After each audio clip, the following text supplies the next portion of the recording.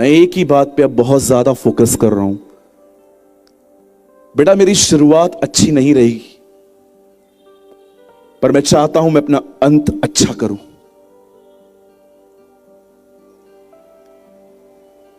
क्या आपने बाइबल मुकद्दस में यह देखा दाऊद की शुरुआत कितनी जबरदस्त थी?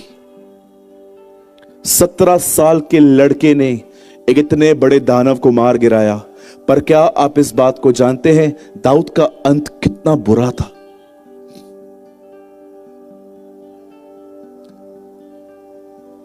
आज मैं आप में से जितने भी लोग इस ग्राउंड पर बैठे हैं, मैं आपसे एक सवाल पूछना चाहता हूं। आपने शुरुआत कैसे की थी यह मायने नहीं रखता, आप अंत कैसे करोगे यह मायने रखता है। आप जानते हैं दाऊद ने अंत कैसे किया? दाऊद को उसकी जवानी में किसी व्यक्ति ने बहुत गंदी गंदी गालियां दी थी। उस समय योआत वहीं खड़ा था, उसका सेनापति। योआत ने कहा, राजा एक शब्द बोल, मैं इसका सर धड़ से अलग करके तेरे पास ले आऊंगा। तब दाऊद ने कहा, इसे रहने दे। लेकिन वही दाऊद जब बूढ़ा हुआ और वो मरने वाला था, ये सेम दाऊद अपने बेटे सुलेमान को कहता है, जा और उस व्यक्ति का कत्ल कर। और जानते हो नेक्स्ट वर्ड क्या लिखा है? दाऊद सो गया। आप बिलीव कर सकते हो? ये उसका अंत था। गिदोन एक ऐसा व्यक्ति था जिसने अपने जीवन में बहुत युद्ध लड़े, पर क्या आप जानते हो उसका अंत क्या था? उसने इज़राइल के सामने जाके खड़े होके कहा, मैंने 40 साल तक तुम्हारी अगुवाई की थी, अब एक काम करो, अपना सोना उतार के मुझे दो। क्या शुरुआत की थी मूसा ने मिस्र में खड़े होके, पर क्या आपने अंत देखा? उसने गुस्से पर अंत किया। क्या आपने इस बात को देखा? उसका शरीर शैतान चुरा के ले गया, जबकि यीशु मसीह का शरीर 3 दिन 3 रात कब्र में पड़ा था, पर शैतान उसे छूने न पाया। क्यों अंत में उसका शरीर शैतान ले गया? याद रखना, जिसके लिए काम करोगे उसी को सौंपे जाओगे।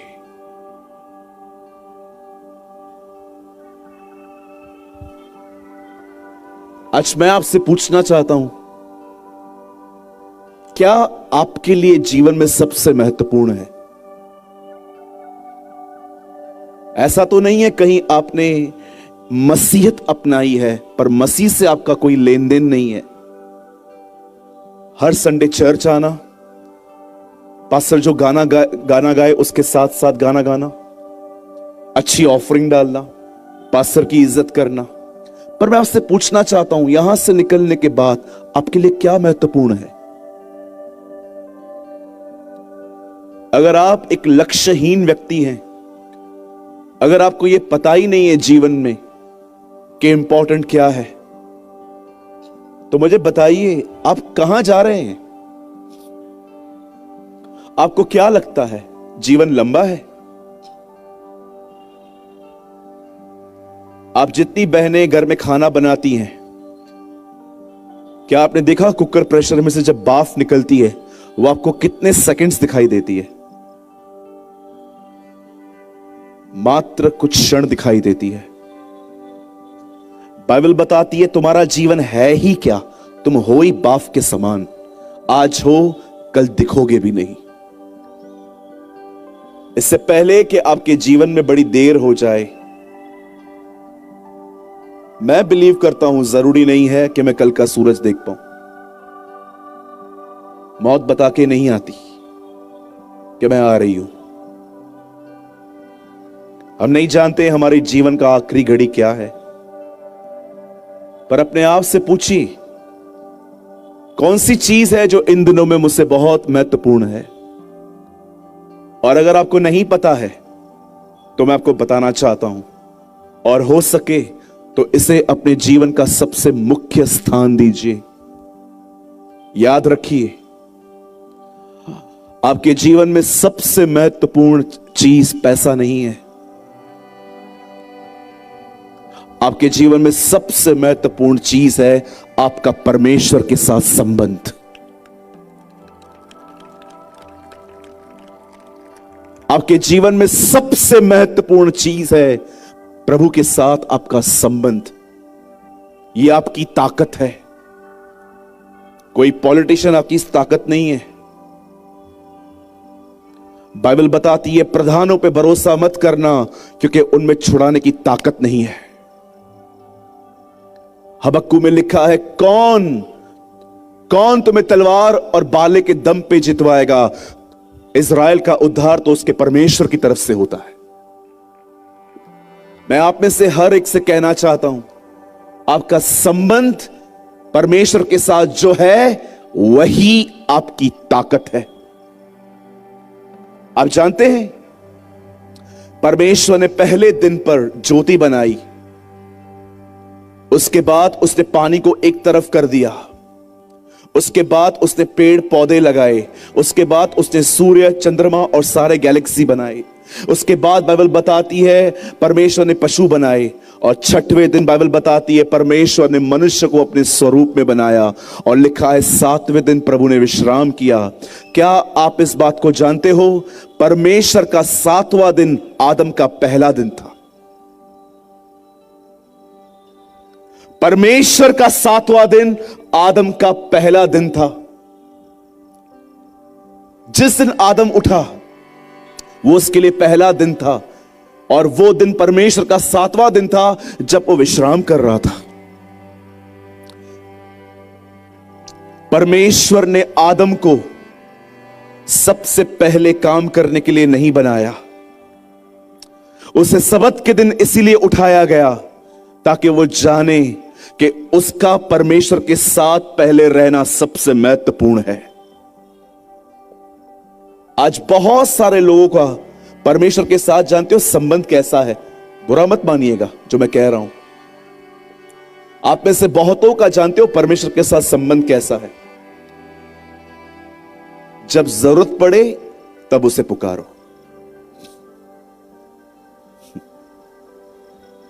जब तकलीफ आए तो उसे पुकारो। मैं आप में से हर एक को जिस हॉल में बैठे हुए हैं, मैं आपको बताना चाहता हूं, यीशु कोई बाबा नहीं है। यीशु कोई चमत्कारी व्यक्ति नहीं है। यीशु कोई अम्ब्रेला नहीं है कि अगस्त के महीने में निकाली, काम हो गया, उसे वापस अंदर रखो। मैं आपको बताना चाहता हूं, यीशु सर्वशक्तिमान परमेश्वर का पुत्र है जो मुर्दों में से जिंदा हुआ है। अगर आप मात्र अपने काम करवाने के लिए यहां पर आए हो कि चलो यहां पर बहुत कुछ ठीक हो जाता है, you are in a wrong place sir. हम यहां पर काम करवाने के लिए नहीं आते, हम यहां पर अपने खुदा को समझने के लिए आते हैं। हम उसे जानने के लिए आते हैं, क्योंकि बाइबल कहती है अनंत जीवन यही है कि हम परमेश्वर को जानें। एक गलत सुसमाचार प्रचार हुआ है इन दिनों में, लास्ट 100 सालों में, जिसमें खुदा का जिक्र नहीं है। मैं अमृतसर में था, पंजाब में, एक पास्टर कॉन्फ्रेंस में। मुझे पास्टरों के बीच में प्रचार करने के लिए बुलाया गया। आज यहां पर जितने पास्टर्स लोग बैठे हैं, मैं आपसे एक सवाल पूछना चाहता हूं, आप क्या प्रीच करते हैं अपने कलीसिया में? ये कि यीशु क्या कर सकता है, कि आप उस व्यक्ति का प्रचार करते हो कि वो कौन है? आज हर कोई नहीं, लेकिन आज बहुत सारे लोग जानते हो क्या प्रचार करते हैं? बेनिफिट्स। तुम्हें यीशु क्या क्या दे सकता है? यीशु तुम्हें चंगाई दे सकता है, यीशु तुम्हें बरकत दे सकता है, यीशु तुम्हें अब्रॉड भेज सकता है, यीशु तुम्हें ये दे सकता है, यीशु तुम्हें वो दे सकता है। सर मैं एग्री हूं, यीशु ये सब कुछ करता है, पर मैं आपसे एक बात पूछना चाहता हूं, आखिरी बार तुमने उसकी वापसी का प्रचार कब किया था? आखिरी बार तुमने कब बताया था कि उसे क्या पसंद है? आखिरी बार आपने उसके स्वभाव का प्रचार कब किया था? अगर मैं इन सभाओं में खड़े होके चंगाई और छुटकारों का प्रचार करता ना, आप बिलीव कीजिए, वो जो लास्ट में दीवार है ना सफेद, उसके बाहर भी लोग खड़े होते। किसको नहीं चाहिए चंगाइयां? आपको पता है एली की मौत कैसे हुई? उसकी गर्दन तोड़ी गई थी। ये जो हिस्सा है ना, ये यहां से लेके यहां तक से सर कहते हैं। मसीह कलीसिया का सर है। और यहां से बात जो नीचे का हिस्सा आता है ना, उसे देह कहा जाता है, जो कलीसिया को दर्शाता है। जानते हो उसकी गर्दन क्यों तोड़ी गई? परमेश्वर ने भविष्यवाणी की, अब मैं प्रीस्टहुड, अब मैं प्रचारक को बदल रहा हूं। अब मैं उन लोगों को इकट्ठा करूंगा जो तुम्हें मेरी इच्छा पे चलना सिखाएंगे। और देखिए, उसके बाद दाऊद आया। मैं आप में से बहुतों को नहीं, लेकिन मैं आप में से कुछ लोगों को यह कहना चाहता हूं, sir, I am telling you with my honour, मैं इज्जत के साथ आपको कहता हूं, आपको वो कहना चाहिए जो बाइबल मुकद्दस कहती है। बाइबल नहीं कहती कि यीशु चमत्कारों के लिए आया, ये सब बात में था। इवन कई बार चमत्कारों का प्रचार करने के बाद वो लोगों को मना करता था कि किसी को मत कहना।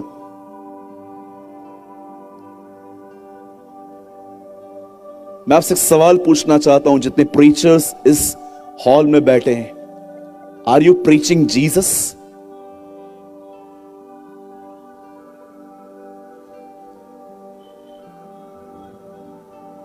जब मार्टिन ल्यूथर अपने दिनों में खड़े हुए और उन्होंने कहा कि यह संदेश गलत है जो तुम दे रहे हो, तब उसके काउंसलर्स ने मार्टिन ल्यूथर से एक बात पूछी, अगर तू ये बंद करवा रहा है तो तू उसके बदले में लोगों को क्या देगा? मार्टिन ल्यूथर ने कहा, मैं उन्हें यीशु दूंगा।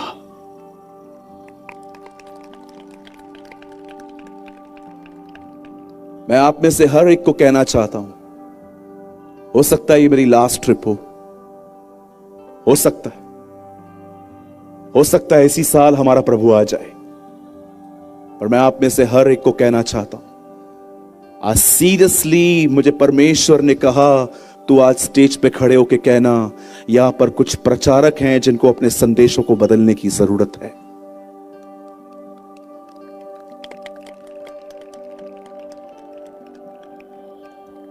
मैं आप में से हर एक को कहना चाहता हूं, प्रीच जीसस सर। एक दिन ये और आप नहीं होंगे, एक दिन आप और खुदा खड़े होंगे।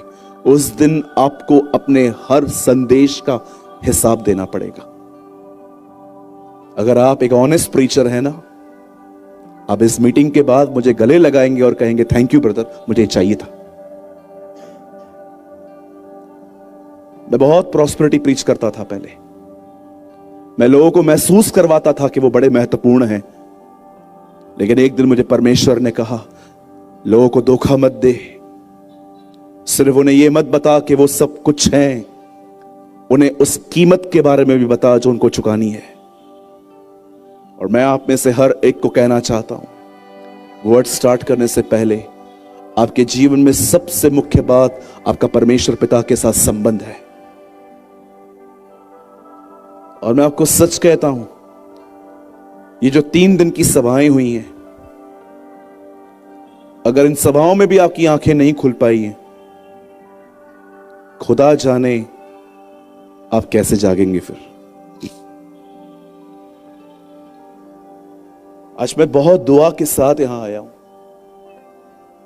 मैं 4:30 बजे से लेकर चुप करके बैठा हुआ था, अपनी आंखें बंद करके सिर्फ खुदा को पुकार रहा था, प्रभु मुझे वचन दे।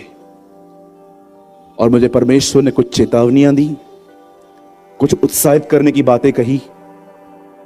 मैं आप में से हर एक को कहना चाहता हूं, मेरे भाइयों, मेरी बहनों, परमेश्वर मेरा गवाह है, मैं आपसे बहुत प्यार करता हूं।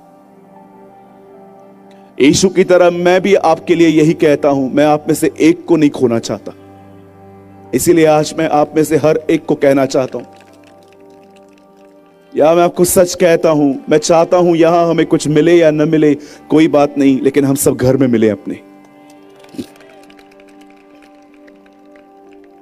मैं आप में से हर एक को कहना चाहता हूं, परमेश्वर के साथ आपका संबंध सबसे महत्वपूर्ण चीज है। और याद रखिए, संबंध सहभागिता की मांग करता है, संबंध समय मांगता है।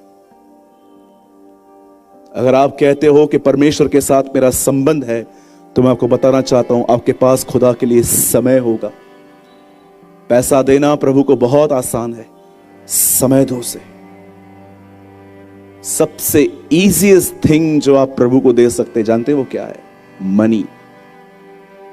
निकालो, पॉकेट में हाथ डालो और दे दो। या खुदा को चाहिए वो भी, लेकिन जानते हो उससे ज्यादा वो क्या चाहता है? टाइम, जो मैंने कल भी बताया आपको।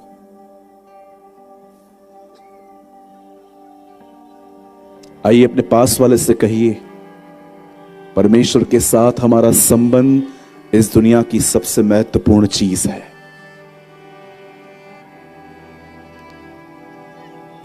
आइए मेरे पीछे दोहराइए, परमेश्वर के साथ मेरा संबंध इस दुनिया की सबसे महत्वपूर्ण चीज है। क्या आपने यीशु को देखा? उसने क्रॉस पे एक बार यह नहीं कहा कि परमेश्वर पिता मुझे दर्द हो रहा है। What a God we have। लेकिन उस जानते हो उसने क्या कहा? हे परमेश्वर तूने मुझे क्यों छोड़ दिया? उसे फर्क नहीं पड़ा जब उस पे थूका गया, उसे फर्क नहीं पड़ा जब उसको कीले मारे गए, उसे फर्क नहीं पड़ा जब उसके बैंजनी कपड़ों को फाड़ के उसे नंगा करके वो उसको यरूशलेम से ले गए, उसे फर्क नहीं पड़ा जब लोग गालियां दे रहे थे। जानते हो उसे फर्क कब पड़ा? जब बाप ने उसे छोड़ दिया, उसे तब फर्क पड़ा।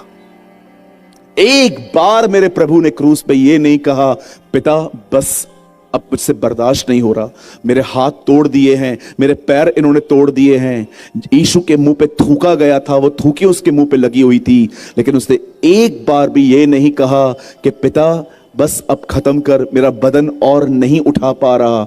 लेकिन जानते हो, जब उसके ऊपर संसार के पाप आए और परमेश्वर ने उसके ऊपर पाप देखकर अपने मुंह को उसे हटा दिया, जब सर धड़ से अलग किया गया, तब उसने कहा, हे परमेश्वर तूने मुझे क्यों छोड़ा?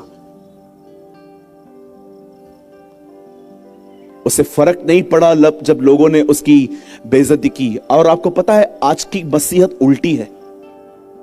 खुदा के साथ संबंध नहीं है, इससे कोई फर्क नहीं पड़ता लोग क्या कहते हैं, इनसे बड़ा फर्क पड़ता है। सोचो क्या कंडीशन हो गई है हमारी कि परमेश्वर के साथ संबंध नहीं है, इसका कोई फर्क नहीं पड़ रहा हमें। लेकिन कोई हमारे कलीसिया के अंदर कोई हमारे लिए दो बातें कहे, हमें कलीसिया को छोड़ने के विचार आ जाते। क्या स्टेट आ गई है, सोचो।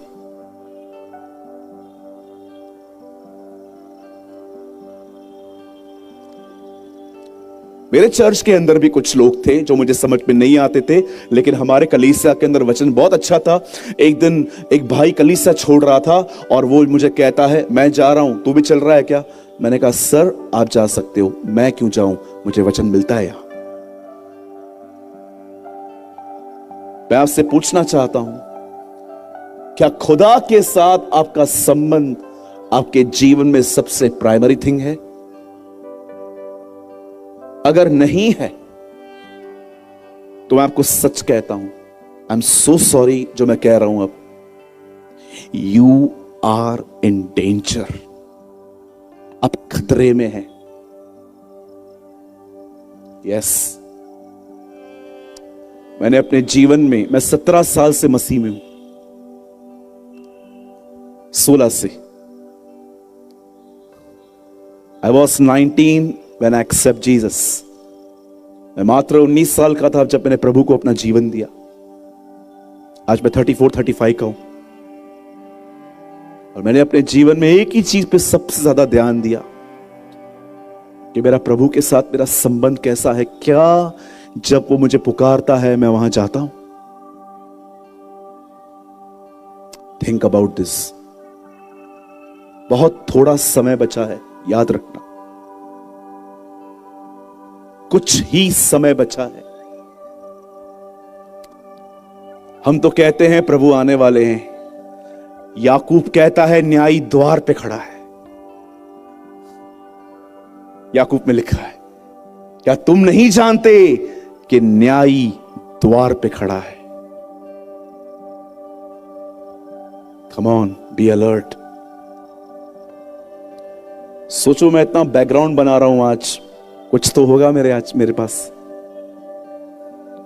मैं आज आपके बीच में जो प्रचार करूंगा, मैं कंफर्म जानता हूं आप में से बहुत लोग मुझसे नाराज होंगे आज, लेकिन मैं आपको कहना चाहता हूं मुझे इसकी कोई फिक्र नहीं है। मुझे आपकी कोई फिक्र नहीं है। जो खुदा ने कहा है वो तो मैं कह के जाऊंगा।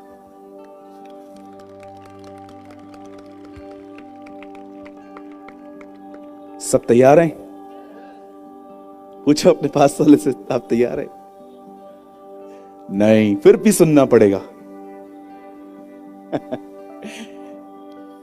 Okay, thank you. आइए, मैं चाहता हूं अब अपने दिल को अभी थोड़ा तैयार करें।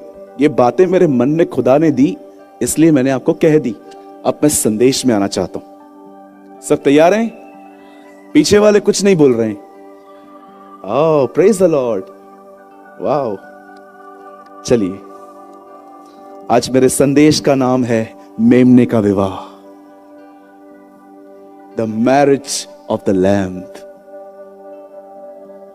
ओ I believe with all my heart, आज हृदय छेदे जाएंगे। मैं विश्वास करता हूं आज यहां पर सब खुदा की ओर फिरेंगे। मैं आपके साथ खुदा की तरफ फिरूंगा। आमीन। मैं चाहता हूं आज आप मेरे साथ खोलें the last book of the Bible, revelation. आइए हम सब खोलेंगे प्रकाशित वाक्य।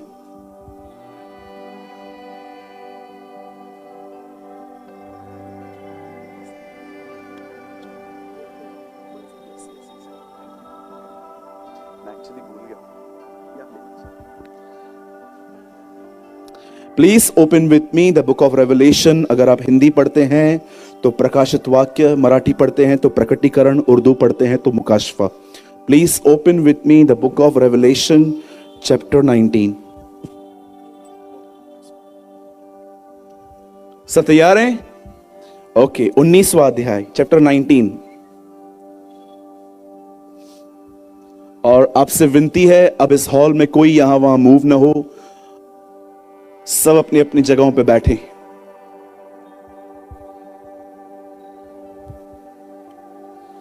और मैं आपके लिए एक आयत पढ़ रहा हूं, 19वें अध्याय का 7वां वचन, जिसमें लिखा है, आओ हम आनंदित और मगन हों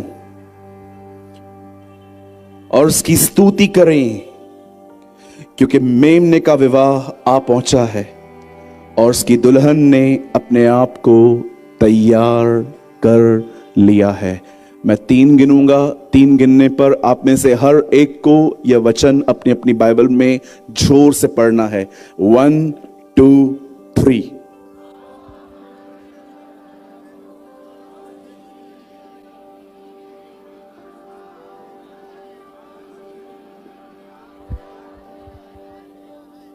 ओके, मैं चाहता हूं अब आप सब सामने देखें। जितने भी लोग यहां बैठे, दाएं बाएं जहां पर भी आप बैठे हैं, सामने देखें। अपनी बाइबल को आप छोड़ दें, मैं कोई और कलाम आपसे नहीं खुलवाऊंगा। मैं चाहता हूं अब आप सब सामने देखें, सुनिए।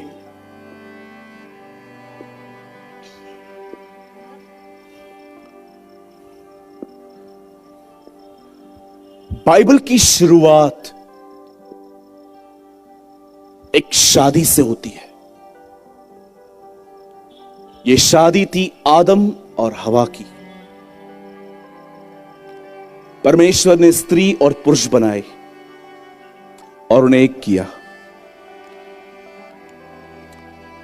परमेश्वर ने उत्पत्ति में लड़के की शादी लड़के से नहीं करवाई और ना ही लड़कियों की लड़कियों के साथ। याद रखिएगा। और ना ही खुदा ने यह अलाउ किया कि कोई विदाउट शादी रहेगा एक साथ। जैसे आजकल एक कल्चर स्टार्ट हुआ है, live in relationship without marriage. लोग एक साथ रह लेते हैं, फिजिकल हो जाते हैं, इस बेस पे कि एक दिन शादी करेंगे। रॉन्ग। विवाह का बिछौना निष्कलंक रहे, कलाम मुकद्दस कहता है। जिस पलंग पे शादी के बाद चढ़ना था, आप उसे पहले नहीं यूज कर सकते। ये मैं नहीं, ये कलाम पाक कहता है। मेरे बाइबल की शुरुआत एक शादी से होती है, एडम एंड ईव की मैरिज। नए नियम में यीशु मसीह ने पहला चमत्कार एक शादी में किया। वो काना नगर में आया जहां पर एक विवाह था, जहां पर अंगूर की रस, दाखरस समाप्त हो गई। कुछ शराबी लोग जो होते हैं ना, जो मसीह के अंदर रहते हैं, उन्हें लगता है प्रभु ने वहां पर वाइन पी थी। इन भेवड़ों को वहां से यह वचन मिलता है, या आई कॉल देम भेवड़ा, मुंबई में उनको भेवड़े कहते हैं हम। इन्हें लगता है प्रभु ने शराब बनाई थी। सर, अंगूर की रस थी, शराब नहीं थी। जीसस ने उसमें अल्कोहल मिक्स नहीं किया था, वो प्योर अंगूर की रस थी जो वहां पर बांटी गई थी। इस हॉल में बैठा हुआ हर व्यक्ति जो शराब पीता है, मैं आपको कहना चाहता हूं, अगर आपने प्रभु के आने तक ये बातें नहीं छोड़ी, आपका अंतिम दिन नरक में होगा। या आमीन। इन बातों पे आमीन बोलना सीखो। सिर्फ कार, बंगले, गाड़ियों पे आमीन मत बोलो।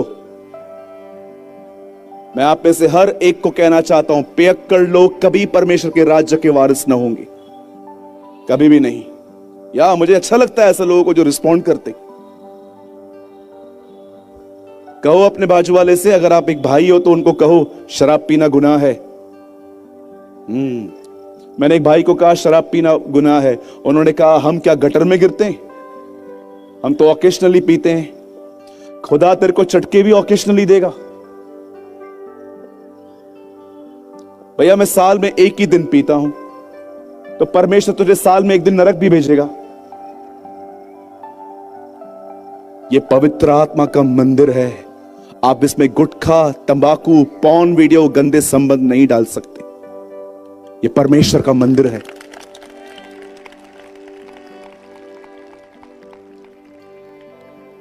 आप इस पर टोबैको नहीं डाल सकते। नहीं, मैं तंबाकू खा के दिखा रहा हूं। होते हैं ना बहुत लोग, चर्च से निकलेंगे बाहर,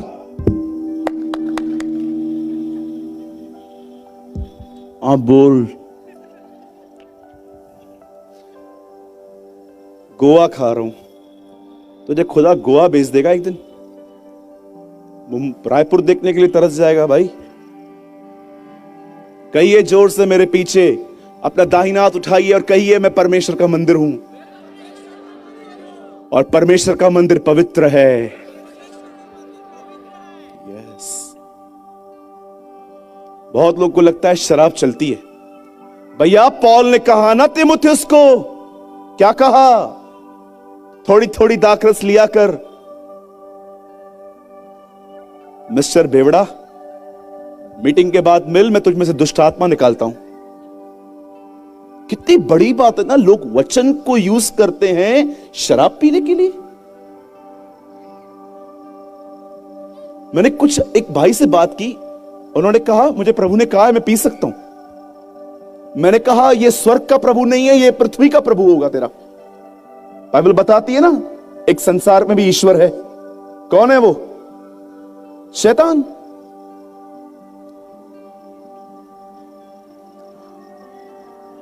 बाइबल की शुरुआत एक मैरिज से हुई। बाइबल में पहला चमत्कार एक मैरिज पे हुआ। और मैं आपको बताना चाहता हूं, मेरी बाइबल एक शादी पे खत्म होती है, और वो शादी है मेमने और कलीसिया का विवाह।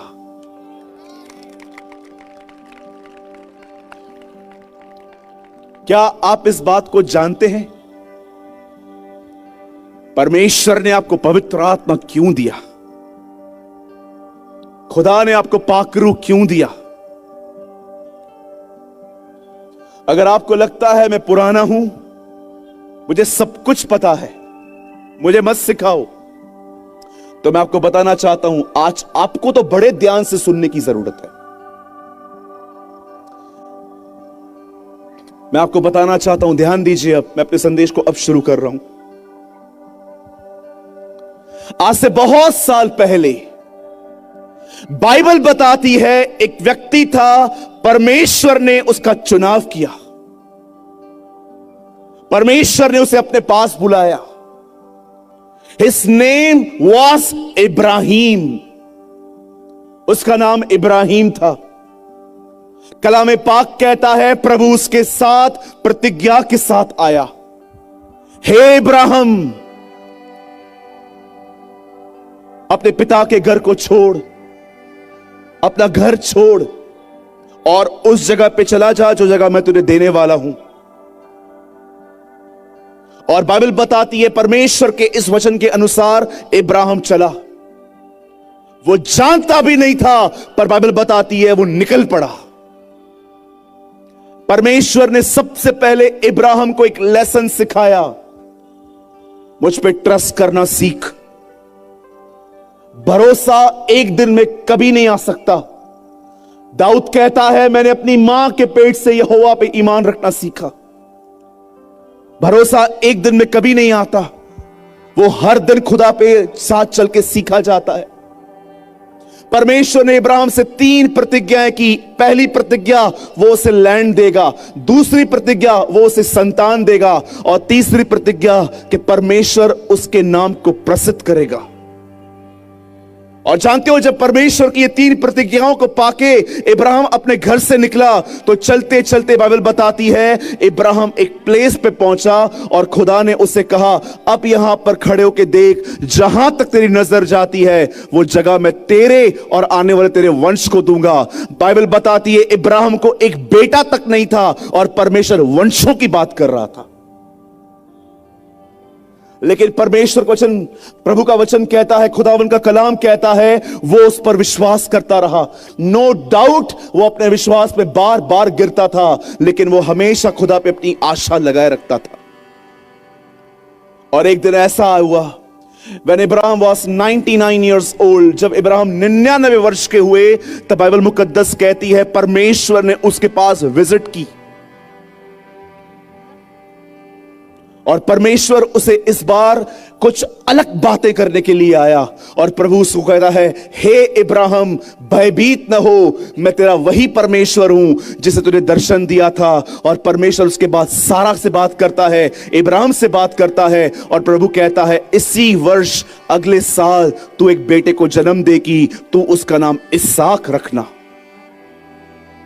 और बाइबल साफ कहती है सारा प्रेग्नेंट हुई, वो गर्भवती हुई। याद रखिए, इब्राहिम में बच्चा पैदा करने की ताकत थी, पर सारा में कंसीव करने की ताकत नहीं थी। कलाम पाक कहता है सारा की मरी हुई गर्भ को देखकर इब्राहिम निराश न हुआ। वचन कहता है मरी हुई गर्भ।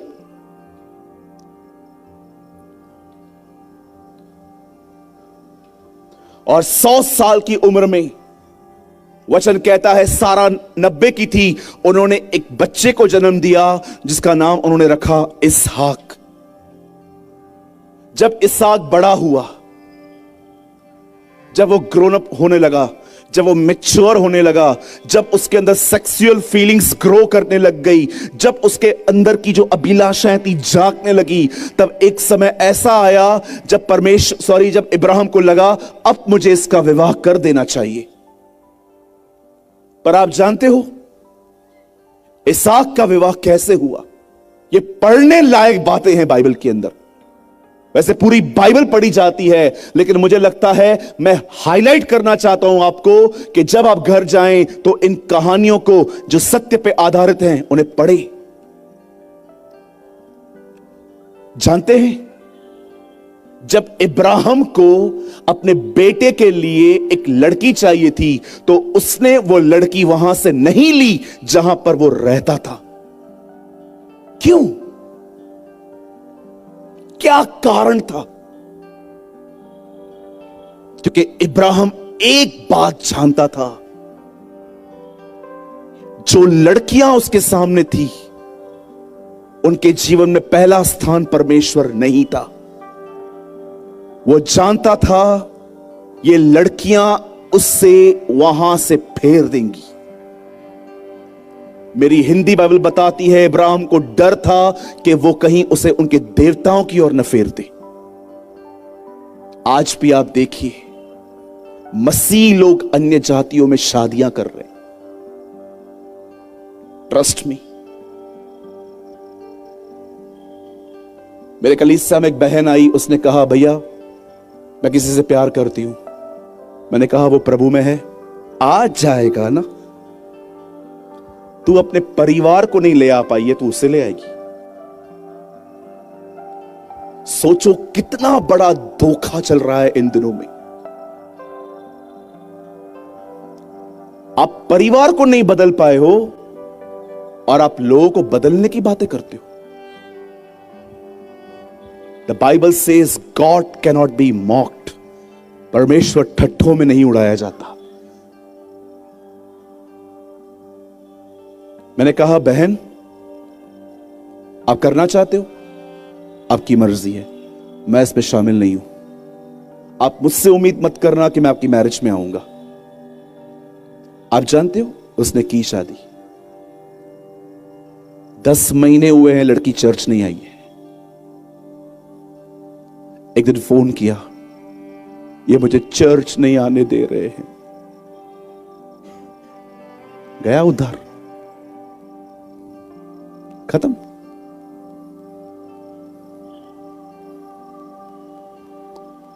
पौलुस कहता है असमान जुओं में मत जूतो। ये जुआ एक समान होना चाहिए, ऊपर नीचे नहीं। क्या आपको पता भी है उनके आराधना के तरीके और आपके आराधना के तरीके कितने अलग हैं? मुझे आज भी याद है, मैं एक नॉन क्रिश्चियन फैमिली में गया था और जब मैं वहां पर खाने के लिए प्रार्थना कर रहा था, वो मुझ पे हंस रहे थे। ये क्या कर रहे हो, खाने के लिए प्रार्थना? हम तो नहीं करते। मेरा नेचर उन्हें इरिटेट कर रहा था। मैं बार बार कह रहा था, मैं खुदा से पूछूंगा, मैं खुदा के सामने दुआ करूंगा, मैं प्रभु के सामने रखूंगा, प्रभु की मर्जी पूरी हो। अंत में उन्होंने मुझे परेशान होकर कहा, आप बहुत ही इशू इशू करते हो। आज आप में से बहुत लोग ब्लाइंड होंगे, नहीं नहीं ब्रदर, सब ठीक है, लड़का अच्छा है। Okay, just wait and watch. मजाक समझ के रखा है बहुतों ने इन चीजों को, लेकिन इब्राहिम के लिए मजाक नहीं था। इब्राहिम के लिए उसके पुत्र से अधिक उसका उद्धार था। वो चाहता था भले शादी लेट हो, कैसी भी हो, पर मेरा बेटा खुदा के साथ बना रहे। मैं आप सब पेरेंट्स से पूछना चाहता हूं, अपने बच्चों के लिए रिच फैमिली देख रहे हो, अब्रॉड की फैमिलियां देख रहे हो, कि अपने परिवार में अपने बच्चों के लिए गॉडली फैमिलीज देख रहे हो? ब्रदर कोई रिश्ता तो बता दो। अच्छा कौन सा रिश्ता? ये मेरी लड़की है, अभी 22 की हो रही है, अभी से चलाएंगे तो 1 साल के बाद शादी हो जाएगी। कोई अब्रॉड का लड़का है क्या? हाँ लेकिन दारू पीता है। हाँ वो तो सब पीते हैं। ओह,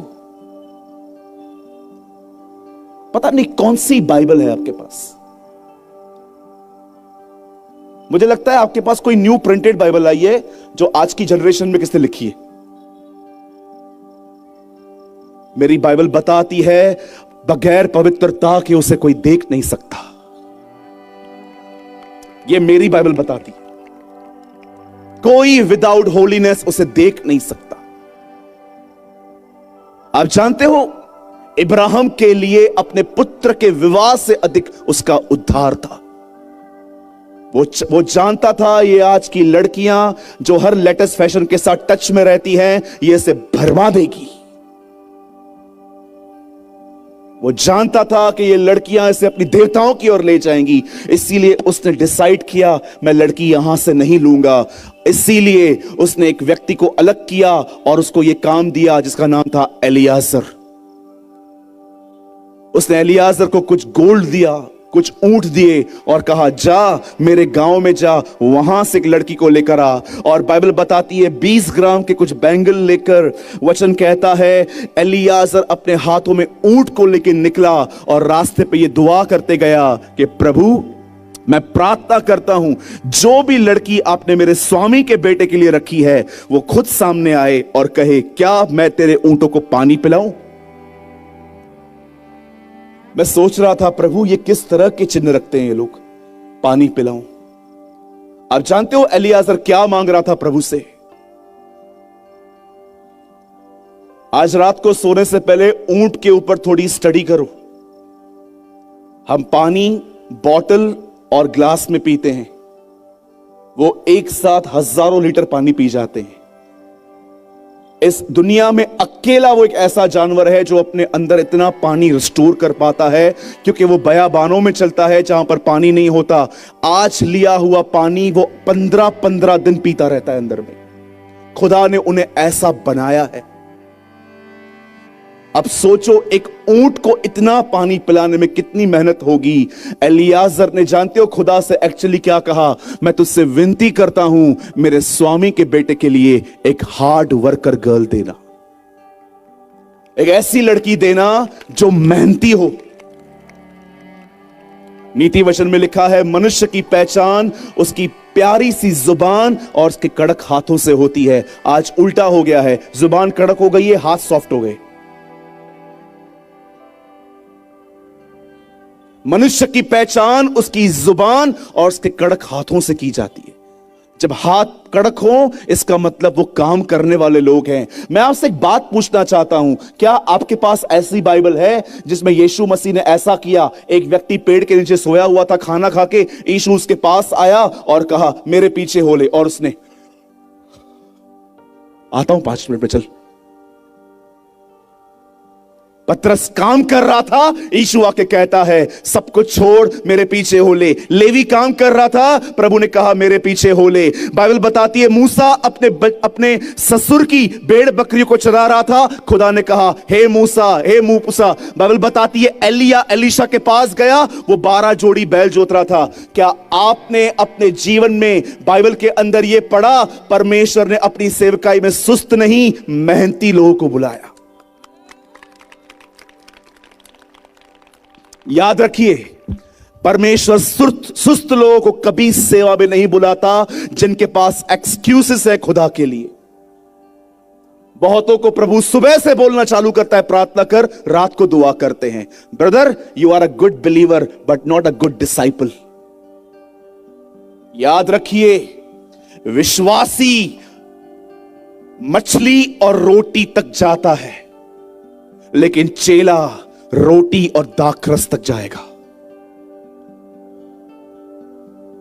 क्योंकि वो जानता है उसका जीवन सिर्फ रोटी और मछली फंक्शंस में नहीं है।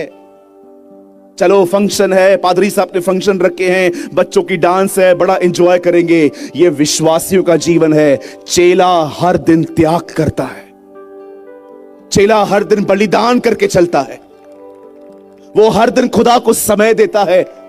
उसके पास बहाने नहीं होते आजकल के विश्वासियों की तरह, मेरे को काम है, मेरे को सर का दर्द है, मेरे को पेट का दर्द है। अरे नोटबंदी हुई, तुम सब लोग लाइन में खड़े थे वहां पर जाके। जिसको सर में दर्द था ना, वो भी गया था, पता नहीं पैसा कहां करेंगे ये लोग। सब लाइन में खड़े थे नोटों को बदलने के लिए, क्योंकि सबको पता था कि अगर इस डेट तक नहीं चेंज करवाए ये रद्दी बन जाएगी। पैसों के लिए तो 8-8 घंटे हम लाइन में खड़े थे। क्यों? लेकिन जब बात खुदा की आती है, मेरे को सर में दर्द है, मेरे को पेट में दर्द है, मेरे को बहुत काम है, मेरे को ये है, मेरे को वो है। प्रॉब्लम कुछ भी नहीं है। प्रॉब्लम जानते हैं क्या है? हमारी इच्छा नहीं है। और कोई हमें बताए कि हम गलत हैं तो वो भी गलत हो गया।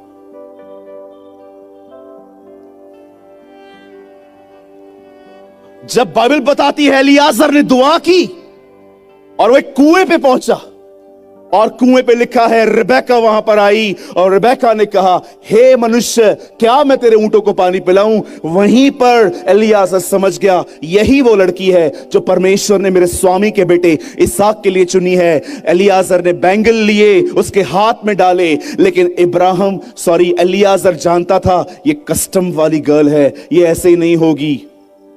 जानते हो रिबेका ने कंगन पहनने के बाद क्या कहा? कितने लोगों ने बाइबल में पढ़ा? रिबेका ने कहा चलो चलो चलो चलो चलो चलो।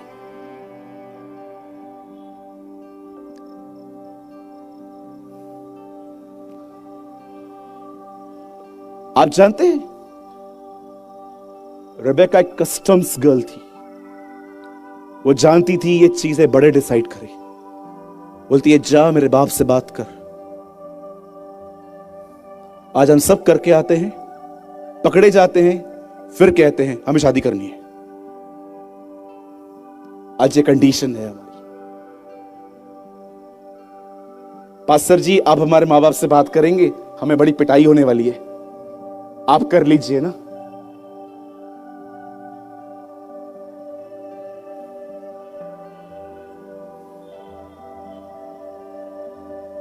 और वचन कहता है बड़ी आसानी से रेबेक्का को छोड़ दिया गया। लाबान खुश हो गया कि रिश्ता इब्राहिम के घर से आया। उसने कहा तू जा, चली जा। वचन कहता है 1 महीने का रास्ता था वो। हर दिन वो चलते गए, चलते गए, चलते गए। अब मैं आपसे एक सवाल पूछना चाहता हूं, विशेषकर भाइयों से और बहनों से, जवान लोगों से। मैं आपसे एक सवाल पूछना चाहता हूं, ये पूरा महीना जब रेबेक्का एक ऊंट पर कंगन पहन के बैठी थी और एलियाजर ऊंटों की अगुवाई कर रहा था आगे आगे चलने के लिए, मुझे बताइए रास्ते पे चलते चलते रेबेक्का ने उससे क्या क्या सवाल किए होंगे? आजकल की बहनें क्या करती, सिर्फ ये जो पहनाया है ये इतना ही है कि इसके बाद भी तुम लोग के पास कुछ है? हाँ, अच्छा एलियाजर सुन तो, 1 मिनट रुक तो। हाँ बीबी जी, क्या हुआ? तुम लोग के पास ऑडी है ना? मैं मारुति में नहीं बैठती हूं। अच्छा ओके, और तुम लोग के पास क्या क्या है मुझे बता। अरे बैठ, किधर लेके जा रहा है पहले बता, किधर? आजकल आपने शादी के फॉर्म पढ़े, क्या क्या लिखा रहता है? जो लोग शादी करना चाहते हैं फॉर्म भरते ना, well settle, good looking, God fearing.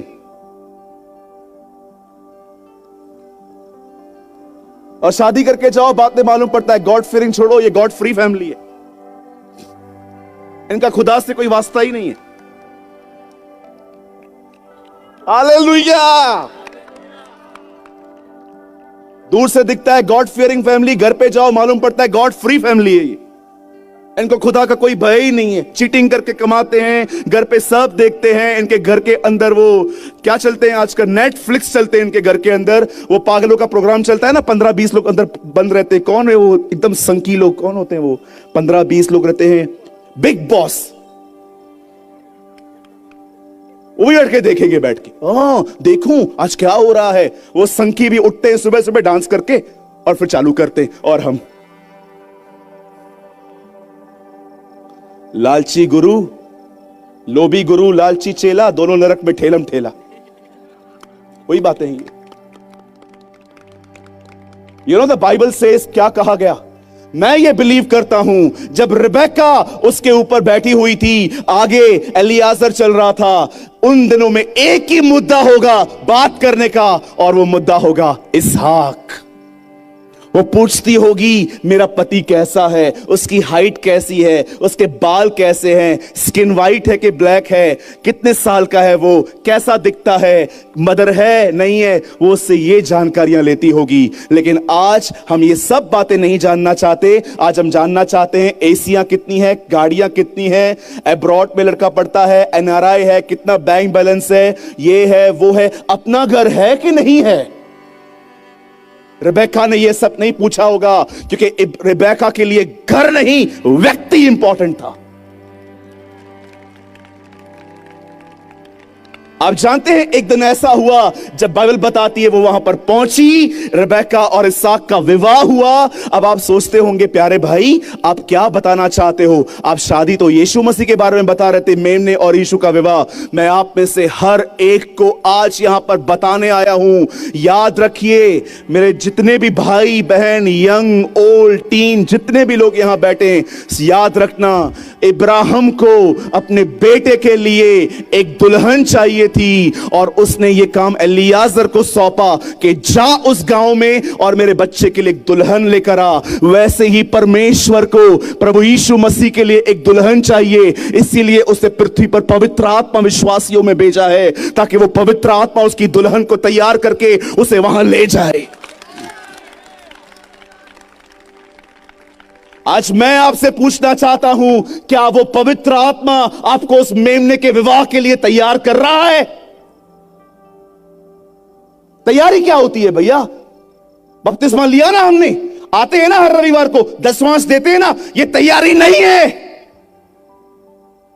जानते हो तैयारी क्या होती है?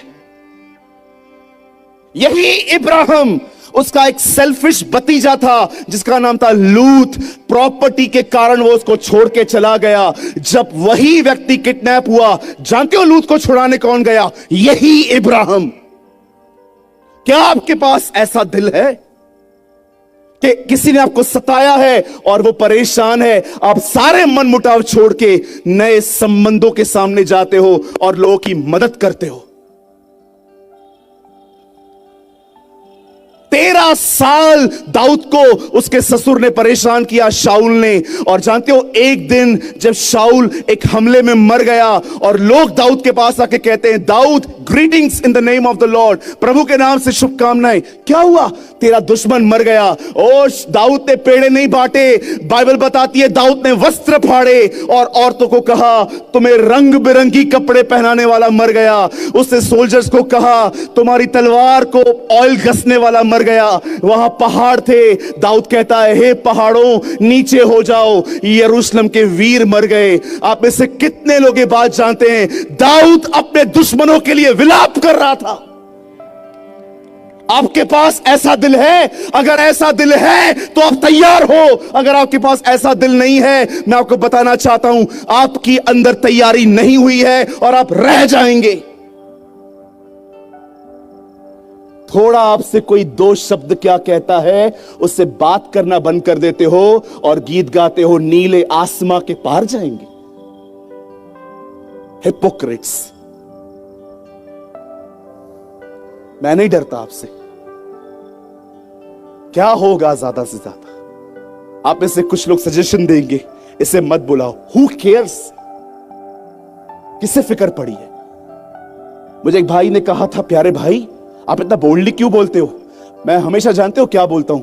मैं हमेशा अपना माइंड सेट करके आता हूं। वैसे भी ये लोग मुझे दोबारा तो बुलाने वाले हैं नहीं, जो बोलना है आज ही बोल के जा।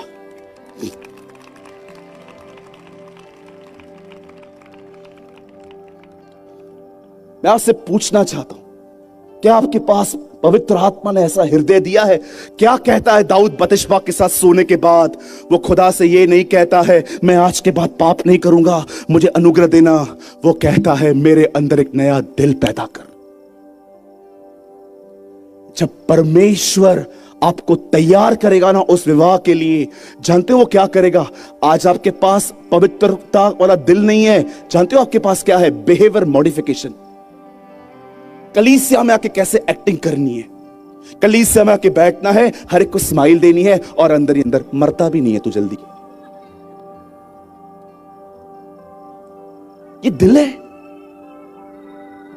भजनकार जबूर में कहता है, कुछ ऐसे भी हैं जो मुंह से आशीर्वाद देते हैं पर मन से कोसते हैं।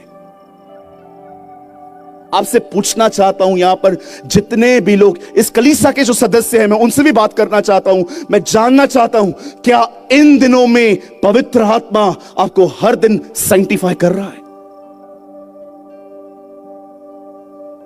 क्या आप खुदा के सामने जाके कह सकते हैं, जांच मेरे दिल को, मेरे अंदर किसी के लिए नफरत नहीं है?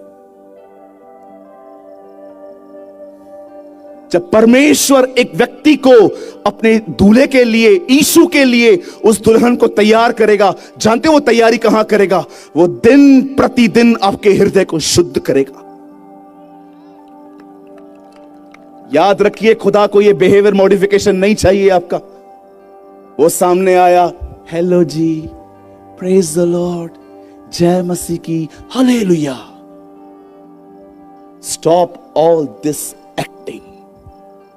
कोई है ऐसा जो ये कह सके, प्यारे भाई मुझे अब कोई फर्क नहीं पड़ता लोग मुझसे कैसा भी चलें, क्योंकि मेरे खुदा ने मुझसे उत्तम व्यवहार किया?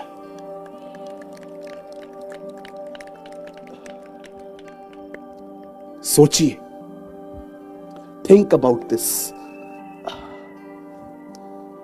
सोचो इस बारे में। 13 साल तक दाऊद को शाऊल परेशान करता रहा, लेकिन जब वो मर गया, पढ़ के देखो कलाम मुकद्दस क्या कहता है।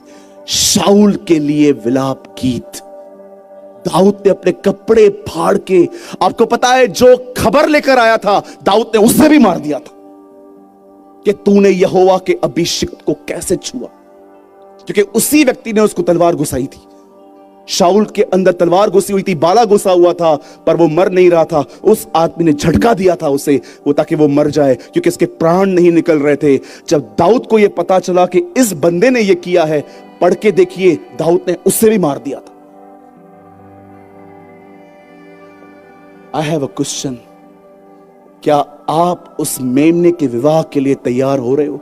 कितने लोग हैं यहां पर जो हर दिन घुटनों पर आकर प्रभु से कहते हैं, प्रभु मुझे माफ कर, जैसा मैं इंप्रेशन देता हूं ना वैसा मैं नहीं हूं। लोग मुझे धर्मी बड़ा शुद्ध समझते हैं, लेकिन तू जानता है मैं कौन हूं। मुझे लोगों के लिए अच्छे ख्याल नहीं है, मुझे जवान बहनों के लिए अच्छे ख्याल नहीं है, मुझे अपने कलीसिया के कुछ लीडरों के लिए अच्छे ख्याल नहीं है। प्रभु मुझे क्या करना, वो लोग क्या कर रहे हैं, पर मैं आपसे विनती करता हूं मेरे हृदय को शुद्ध कर।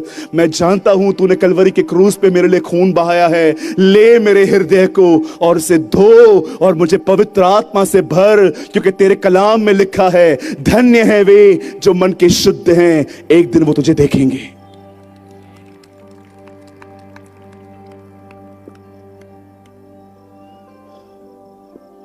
देखो, आओ हम मगन हों और उसकी स्तुति करें, क्योंकि मेमने का विवाह आ पहुंचा है, क्योंकि उसकी दुल्हन ने अपने आप को तैयार किया।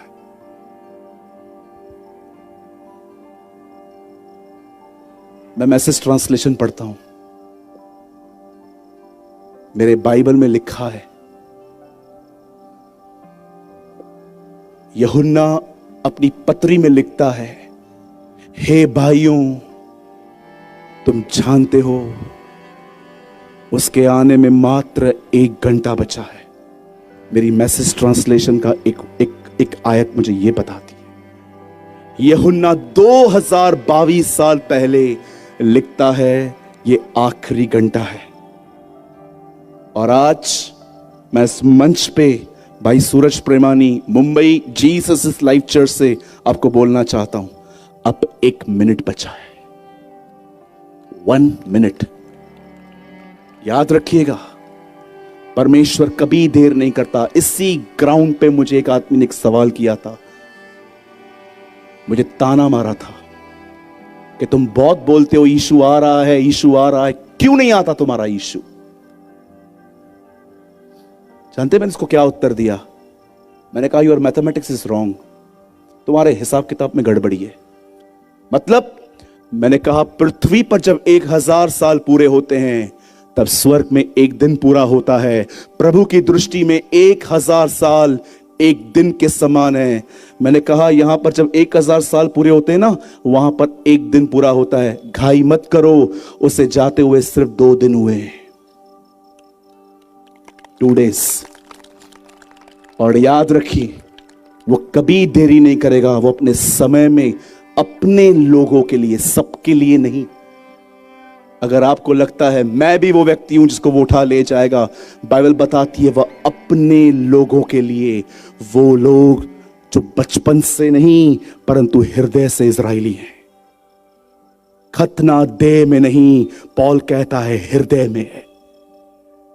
यहूदी वो नहीं जो लेख में है।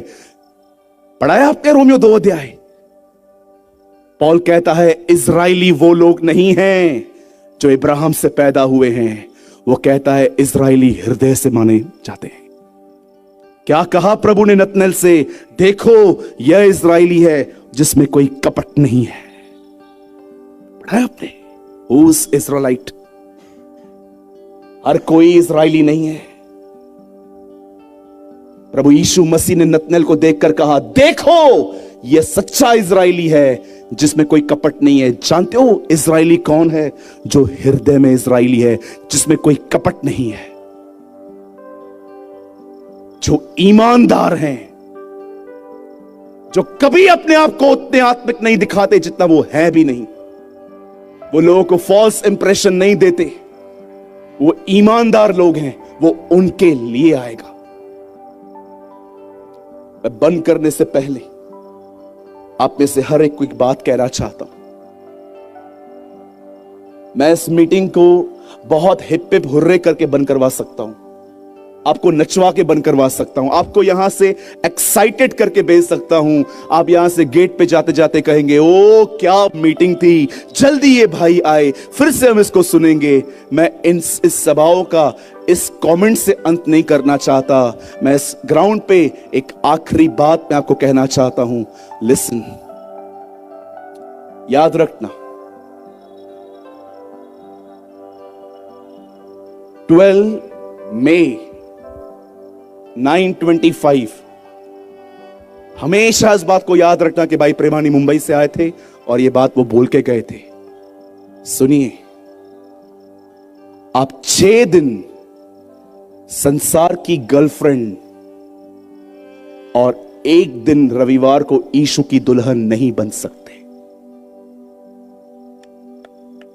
वेट, मैं फिर से कहूं, ये 5 मिनट बड़े महत्वपूर्ण है, ध्यान देना।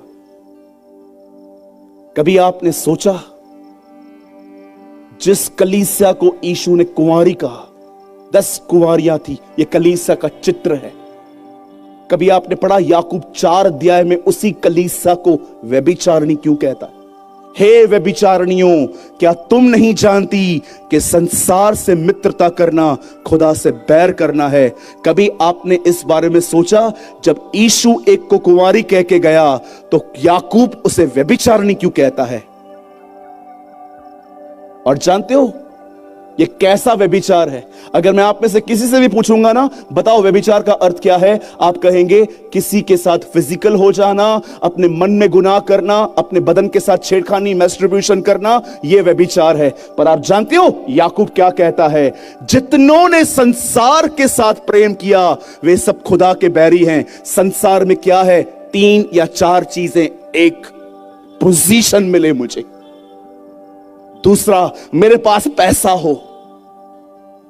तीसरा, मेरे पास स्टेटस हो, लोगों में मेरी पहचान हो, लोग मुझे जानने पाए दूर दूर तक कि मैं कौन हूं। मेरे पास इतना पैसा होना चाहिए, मेरा स्टेटस होना चाहिए। और जानते हो संसार में चौथी चीज क्या है? सेक्स। याकूब कहता है जो इन चीजों के पीछे है वो संसार में घुसा है, संसार की दोस्ती करने के लिए।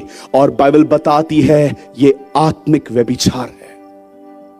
खुदा अपने कलीसिया के अंदर उन लोगों को नहीं लेने आएगा जिनकी संसार से 6 दिन मित्रता है और रविवार को खुदा के साथ बड़े बड़े गीत हैं। वो उनको लेने आएगा जो उसकी 7 दिन दुल्हन बनी रहती है।